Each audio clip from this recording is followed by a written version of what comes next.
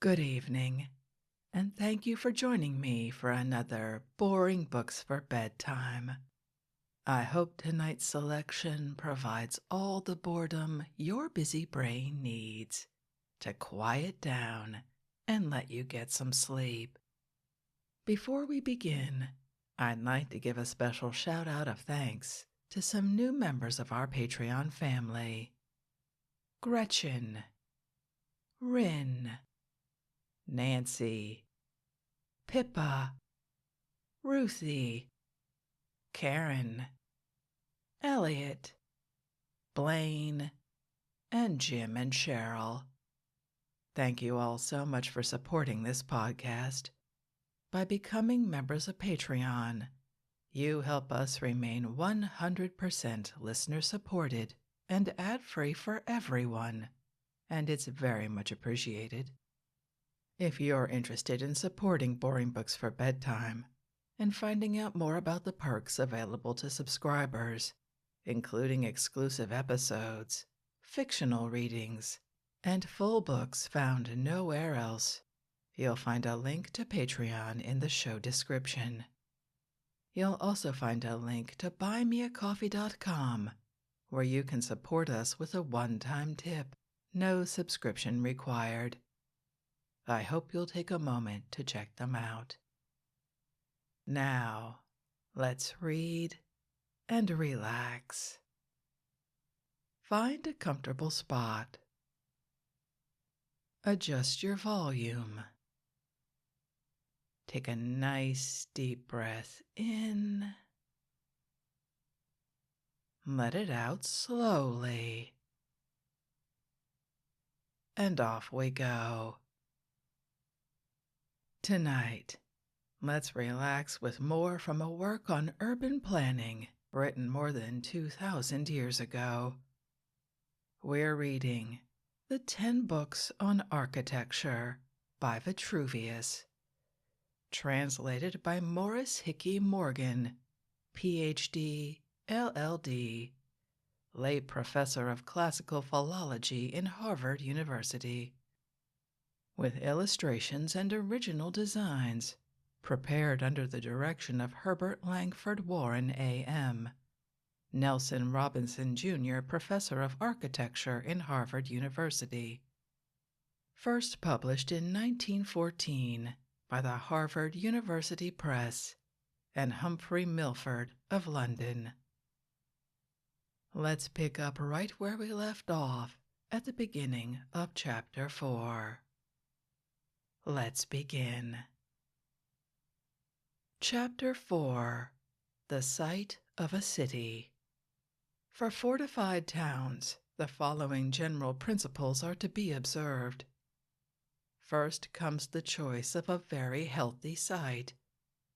Such a site will be high, neither misty nor frosty, and in a climate neither hot nor cold, but temperate. Further, without marshes in the neighborhood, for when the morning breezes blow toward the town at sunrise, if they bring with them mists from marshes, and mingled with the mist the poisonous breath of the creatures of the marshes to be wafted into the bodies of the inhabitants, they will make the site unhealthy. Again, if the town is on the coast with a southern or western exposure, it will not be healthy, because in summer the southern sky grows hot at sunrise and is fiery at noon, while a western exposure grows warm after sunrise, is hot at noon, and at evening all aglow. These variations in heat and the subsequent cooling off are harmful to the people living on such sites. The same conclusion may be reached in the case of inanimate things. For instance, nobody draws the light for covered wine rooms from the south or west, but rather from the north, since that quarter is never subject to change, but is always constant and unshifting. So it is with granaries. Grain exposed to the sun's course soon loses its good quality, and provisions and fruit unless stored in a place unexposed to the sun's course, do not keep long. For heat is a universal solvent, melting out of things their power of resistance, and sucking away and removing their natural strength with its fiery exhalations, so that they grow soft, and hence weak under its glow. We see this in the case of iron, which, however hard it may naturally be, yet when heated thoroughly in a furnace fire, can be easily worked into any kind of shape. And still, if cooled while it is soft and white hot, it hardens again with a mere dip into cold water and takes on its former quality. We may also recognize the truth of this from the fact that in summer, the heat makes everybody weak, not only in unhealthy, but even in healthy places, and that in winter, even the most unhealthy districts are much healthier because they are given a solidity by the cooling off.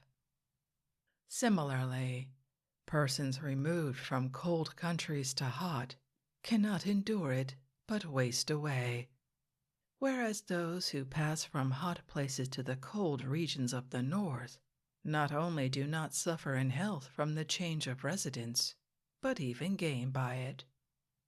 It appears then that in founding towns, we must beware of districts from which hot winds can spread abroad over the inhabitants.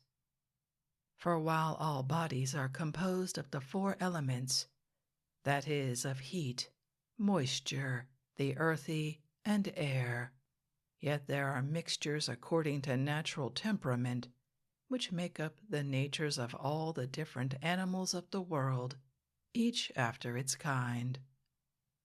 Therefore, if one of these elements, heat, becomes predominant in any body whatsoever, it destroys and dissolves all the others with its violence. This defect may be due to violent heat from certain quarters of the sky, pouring into the open pores in too great proportion to admit of a mixture suited to the natural temperament of the body in question. Again, if too much moisture enters the channels of a body, and thus introduces disproportion, the other elements adulterated by the liquid are impaired, and the virtues of the mixture dissolved. This defect, in turn, may arise from the cooling properties of moist winds and breezes blowing upon the body.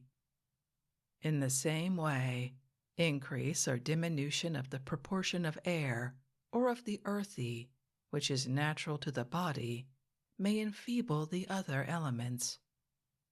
The predominance of the earthy being due to overmuch food, that of air to a heavy atmosphere.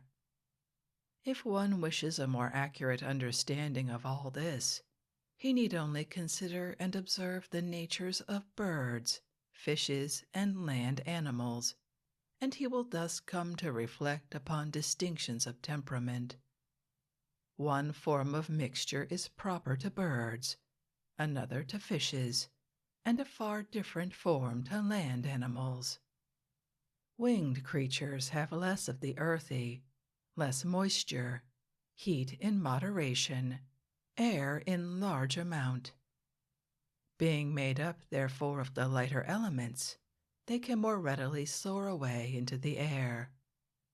Fish, with their aquatic nature, being moderately supplied with heat, and made up in great part of air and the earthy, with as little of moisture as possible, can more easily exist in moisture for the very reason that they have less of it than the other elements in their bodies, and so when they are drawn to land, they leave life and water at the same moment.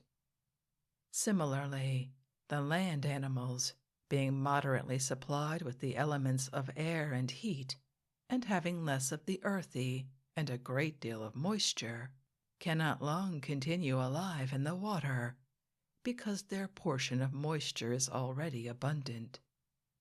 Therefore, if all this is as we have explained, our reason showing us that the bodies of animals are made up of the elements, and these bodies, as we believe, giving way and breaking up as a result of excess or deficiency in this or that element, we cannot but believe that we must take great care to select a very temperate climate for the site of our city, since healthfulness is, as we have said, the first requisite.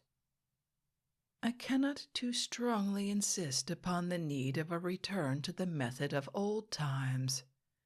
Our ancestors, when about to build a town or an army post, sacrificed some of the cattle that were wont to feed on the site proposed and examined their livers. If the livers of the first victims were dark-colored or abnormal, they sacrificed others to see whether the fault was due to disease or their food. They never began to build defensive works in a place until after they had made many such trials and satisfied themselves that good water and food had made the liver sound and firm. Until after they had made many such trials and satisfied themselves that good water and food had made the liver sound and firm. If they continued to find it abnormal, they argued from this that the food and water supply found in such a place would be just as unhealthy for man, and so they moved away and changed to another neighborhood, healthfulness being their chief object. That pasturage and food may indicate the healthful qualities of a site is a fact which can be observed and investigated in the case of certain pastures in Crete, on each side of the river Pothyrius, which separates the two Cretan states of Knossos and Gortyna. There are cattle at pasture on the right and left banks of that river. But while the cattle that feed near Knossos have the usual spleen, those on the other side near Gortyna have no perceptible spleen. On investigating the subject, physicians discovered on this side a kind of herb which the cattle chew, and thus make their spleen small. The herb is therefore gathered and used as a medicine for the cure of splenetic people. The Cretans call it hosplenon. From food and water, then, we may learn whether sites are naturally unhealthy or healthy. If the walled town is built among the marshes themselves, provided they are by the sea, with a northern or northeastern exposure, and are above the level of the seashore, the site will be reasonable enough, for ditches can be dug to let out the water to the shore, and also in times of storms the sea swells and comes backing up into the marshes, where its bitter blend prevents the reproductions of the usual marsh creatures, while any that swim down from the higher levels to the shore are killed at once by the saltness to which they are unused. An instance of this may be found in the Gallic marshes surrounding Altino, Ravenna, Aquileia, and other towns in places of the kind close by marshes. They are marvelously healthy for the reasons which I have given. But marshes that are stagnant and have no outlets either by rivers or ditches, like the Pomptine marshes, merely putrefy as they stand, emitting heavy, unhealthy vapors. A case of a town built in such a spot was old Salpia in Apulia, founded by Diomede on his way back from Troy, or, according to some writers, by Elpius of Rhodes. Year after year there was sickness, until finally the suffering inhabitants came with a public petition to Marcus Hostilius, and got him to agree to seek and find them a proper place to which to remove their city. Without delay, he made the most skillful investigations, and at once purchased an estate near the sea in a healthy place, and asked the Senate and Roman people for permission to remove the town. He constructed the walls and laid out the house lots, granting one to each citizen for a mere trifle. This done, he cut an opening from a lake into the sea, and thus made of the lake a harbor for the town. The result is that now the people of Salpia live on a healthy site and at a distance of only 4 miles from the old town. Chapter 5. The City Walls. After ensuring on these principles the healthfulness of the future city, and selecting a neighborhood that can supply plenty of foodstuffs to maintain the community, with good roads, or else convenient rivers or seaports, affording easy means of transport to the city, the next thing to do is to lay the foundations for the towers and walls. Dig down to solid bottom, if it can be found, and lay them therein, going as deep as the magnitude of the proposed work seems to require. They should be much thicker than the part of the walls that will appear above ground, and their structure should be as solid as it can possibly be laid. The towers must be projected beyond the line of the wall, so that an enemy wishing to approach the wall to carry it by assault may be exposed to the fire of missiles on his open flank from the towers on his right and left. Special pains should be taken that there be no easy avenue by which to storm the wall. The road should be encompassed at steep points, and planned so as to approach the gates, not in a straight line, but from the right to the left. For as a result of this, the right-hand side of the assailants, unprotected by their shields, will be next to the wall. Town should be laid out not as an exact square, nor with salient angles, but in circular form, to give a view of the enemy from many points. Defense is difficult where there are salient angles, because the angle protects the enemy rather than the inhabitants. The thickness of the wall should be, in my opinion, such that armed men meeting on top of it may pass one another without interference. In the thickness, there should be set a very close succession of ties made of charred olive wood, binding the two faces of the wall together like pins to give it lasting endurance. For that is a material which neither decay, nor the weather, nor time can harm, but even though buried in the earth or set in the water, it keeps sound and useful forever. And so not only city walls, but substructures in general, and all walls that require a thickness like that of a city wall, will be long in falling to decay if tied in this manner. The tower should be set at intervals of not more than a bowshot apart, so that in case of an assault upon any one of them, the enemy may be repulsed with scorpiones and other means of hurling missiles from the towers to the right and left.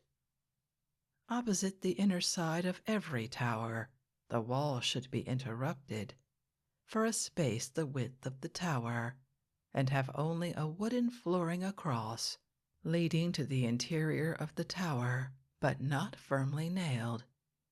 This is to be cut away by the defenders, in case the enemy gets possession of any portion of the wall.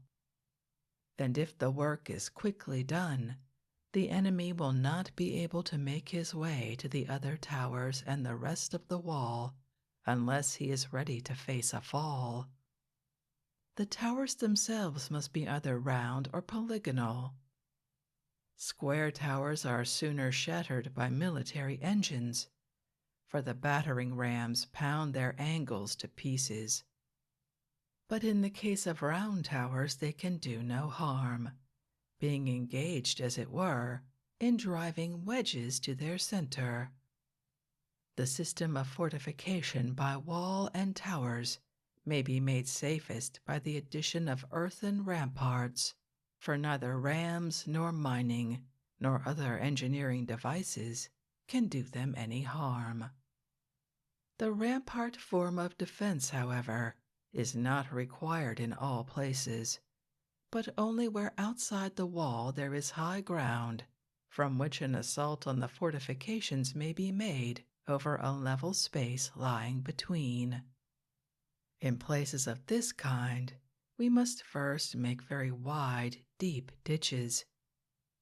Next, sink foundations for a wall in the bed of the ditch, and build them thick enough to support an earthwork with ease.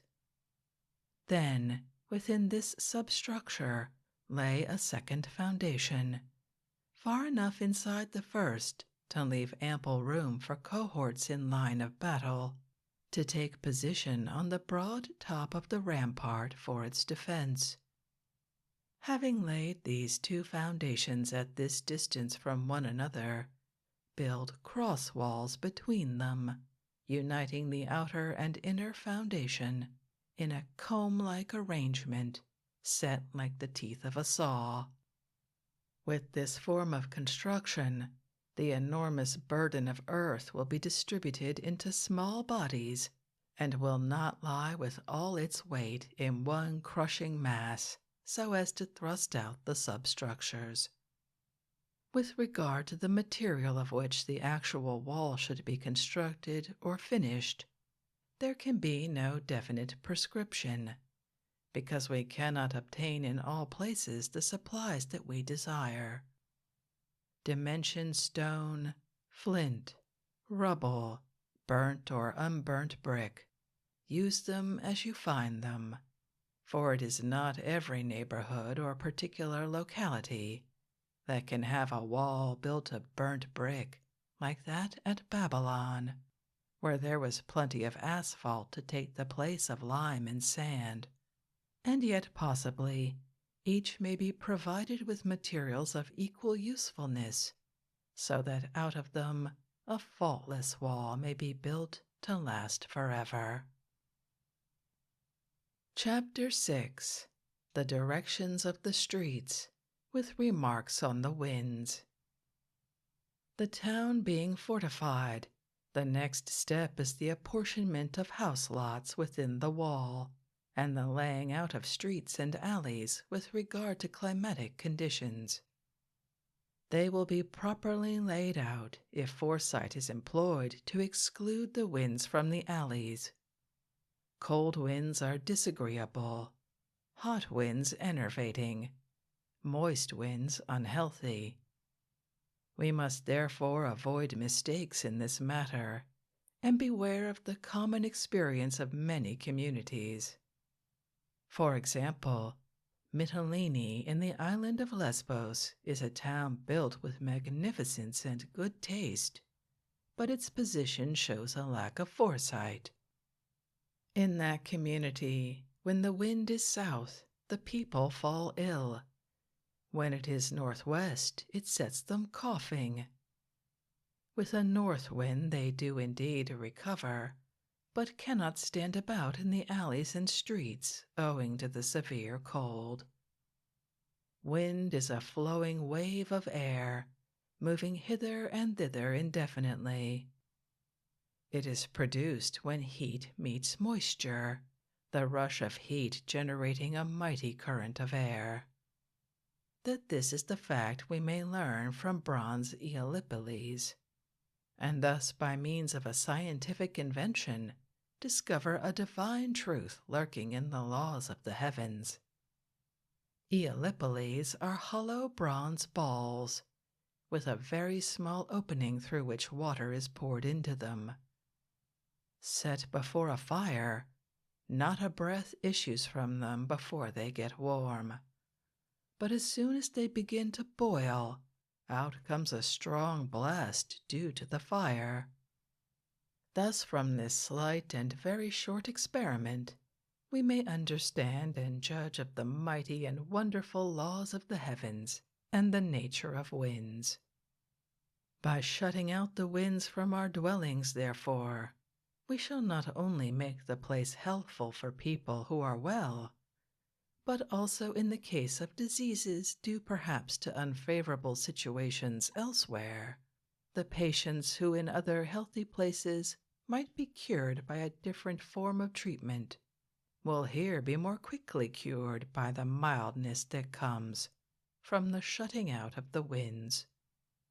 The diseases which are hard to cure in neighborhoods, such as those to which I have referred above, are catarrh, hoarseness, coughs, pleurisy, consumption, spitting of blood, and all others that are cured not by lowering the system, but by building it up.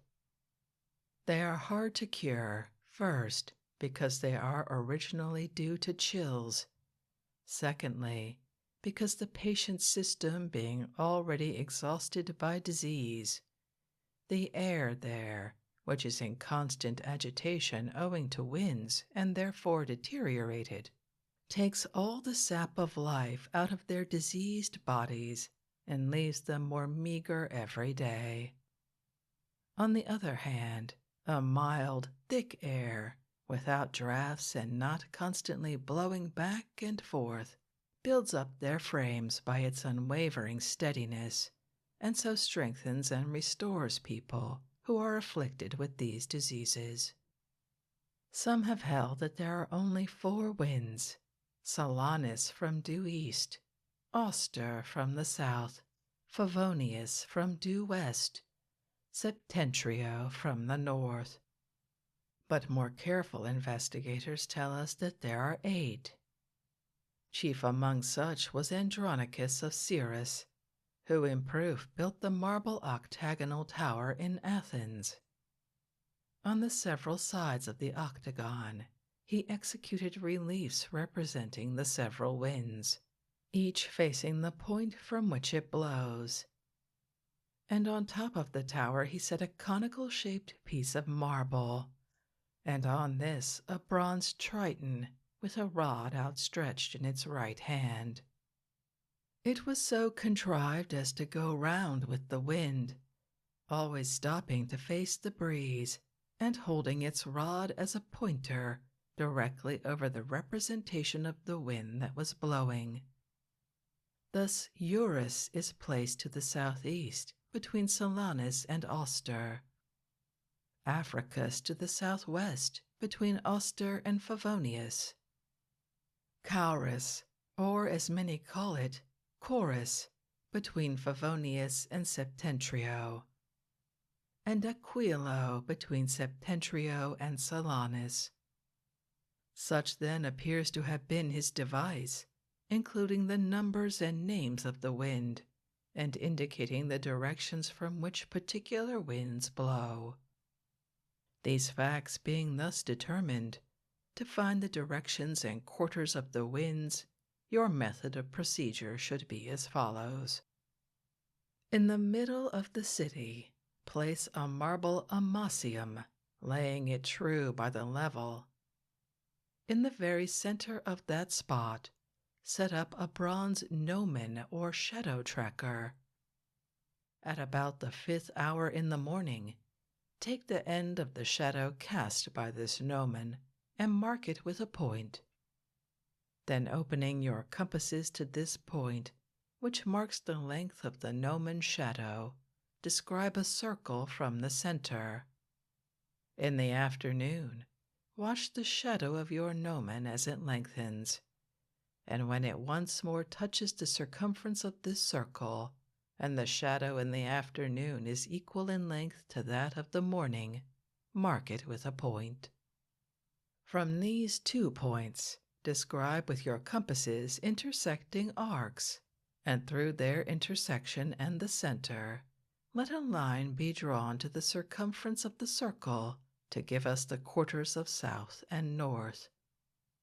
Then, using a 16th part of the entire circumference of the circle as a diameter, describe a circle with its center on the line to the south at the point where it crosses the circumference, and put points to the right and left on the circumference on the south side, repeating the process on the north side. From the 4 points thus obtained, draw lines intersecting the center from one side of the circumference to the other. Thus we shall have an 8th part of the circumference set out for Auster and another for Septentrio. The rest of the entire circumference is then to be divided into 3 equal parts on each side, and thus we have designed a figure equally apportioned among the 8 winds. Then let the directions of your streets and alleys be laid down on the lines of division between the quarters of 2 winds. On this principle of arrangement, the disagreeable force of the winds will be shut out from dwellings and lines of houses. For if the streets run full in the face of the winds, their constant blasts rushing in from the open country, and then confined by narrow alleys, will sweep through them with great violence. The lines of houses must therefore be directed away from the quarters from which the winds blow, so that as they come in, they may strike against the angles of the blocks, and their force thus be broken and dispersed. Those who know names for very many winds will perhaps be surprised at our setting forth that there are only 8, remembering, however, that Eratosthenes of Cyrene, employing mathematical theories and geometrical methods, discovered from the course of the sun the shadows cast by an equinoctial gnomon, and the inclination of the heaven that the circumference of the earth is 252,000 stadia, that is, 31,1,500,000 paces, and observing that an 8th part of this, occupied by a wind, is 3,937,500 paces, they should not be surprised to find that a single wind, ranging over so wide a field, is subject to shifts this way and that, leading to a variety of breezes. So we often have Lucanotus and Altanus blowing respectively to the right and left of Auster, Libanatus and Subvesperus to the right and left of Africus, Argestes, and at certain periods the Etisia, on either side of Favonius, Circeus and Chorus on the sides of Caurus, Thracius and Gallicus on either side of Septentrio, Supernus and Cassius to the right and left of Aquilo, Carbus, and at a certain period the Ornithiae on either side of Solanus, while Eurocirceus and Volturnus blow on the flanks of Eurus, which is between them. There are also many other names for winds, derived from localities, or from the squalls which sweep from rivers or down mountains. Then, too, there are the breezes of early morning, for the sun, on emerging from beneath the earth, strikes humid air as he returns, and as he goes climbing up the sky, he spreads it out before him, extracting breezes from the vapor that was there before the dawn. Those that still blow on after sunrise are classed with Eurus, and hence appears to come the Greek name Euros as the child of the breezes, and the word for tomorrow, Orion, named from the early morning breezes. Some people do indeed say that Eratosthenes could not have inferred the true measure of the earth. Whether true or untrue, it cannot affect the truth of what I have written on the fixing of the quarters from which the different winds blow. If he was wrong, the only result will be that the individual winds may blow, not with the scope expected from his measurement, but with powers either more or less widely extended. For the readier understanding of these topics, since I have treated them with brevity, it has seemed best to me to give two figures, or as the Greeks say, schemata, at the end of this book. One designed to show the precise quarters from which the winds arise, the other, how by turning the directions of the rows of houses and the streets away from their full force, we may avoid unhealthy blasts. Let A be the center of a plane surface, and B the point to which the shadow of the gnomon reaches in the morning. Taking A as the center, open the compasses to the point B, which marks the shadow, and describe a circle.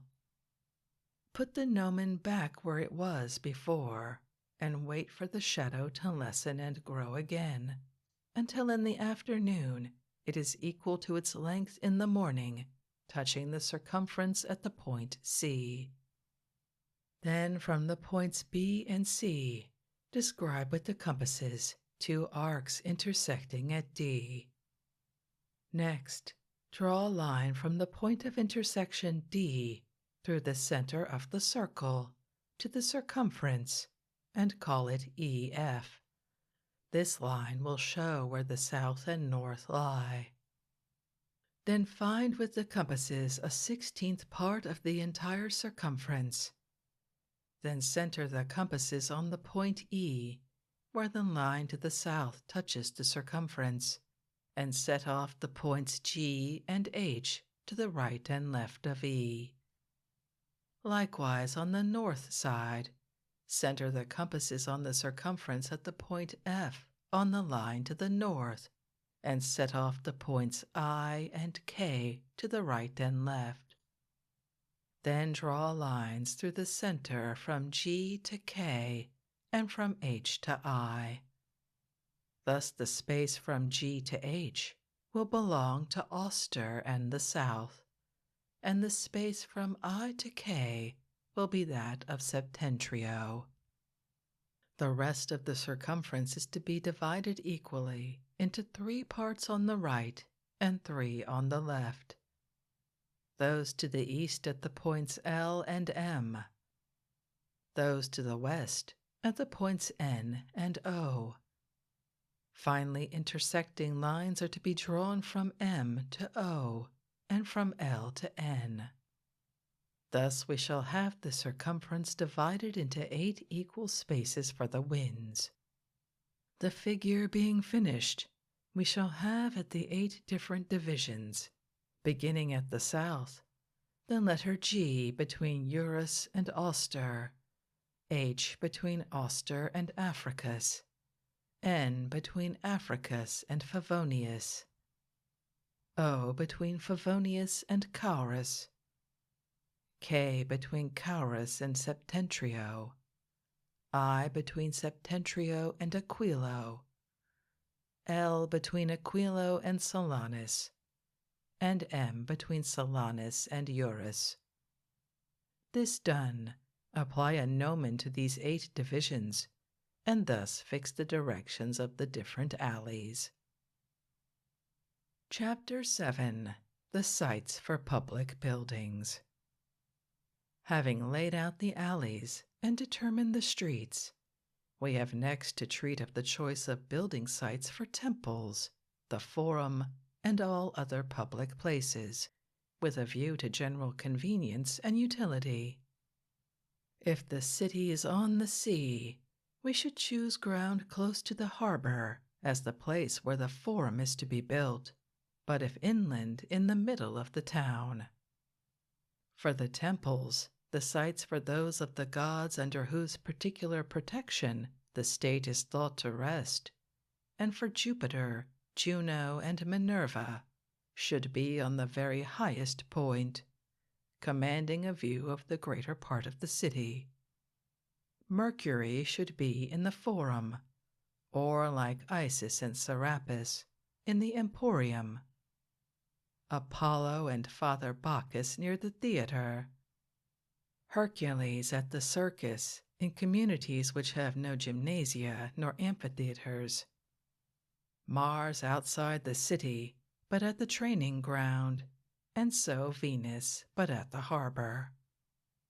It is moreover shown by the Etruscan diviners in treatises on their science that the fanes of Venus, Vulcan, and Mars should be situated outside the walls, in order that the young men and married women may not become habituated in the city to the temptations incident to the worship of Venus, and that buildings may be free from the terror of fires through the religious rites and sacrifices which call the power of Vulcan beyond the walls. As for Mars, when that divinity is enshrined outside the walls, the citizens will never take up arms against each other, and he will defend the city from its enemies and save it from danger in war. Ceres also should be outside the city, in a place to which people need never go except for the purpose of sacrifice. That place should be under the protection of religion, purity, and good morals. Proper sites should be set apart for the precincts of the other gods, according to the nature of the sacrifices offered to them.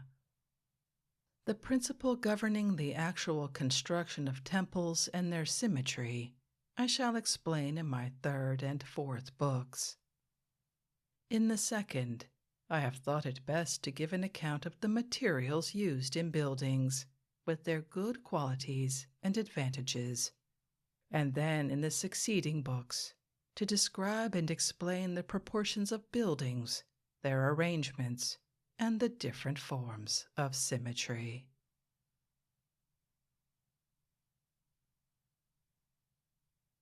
And with those promises of so much more to come, we have reached the end of Book 1 of the 10 books on architecture by Vitruvius, which, to be honest, has a lot of very good ideas, despite the terrible science enshrouding them. I hope you enjoyed that.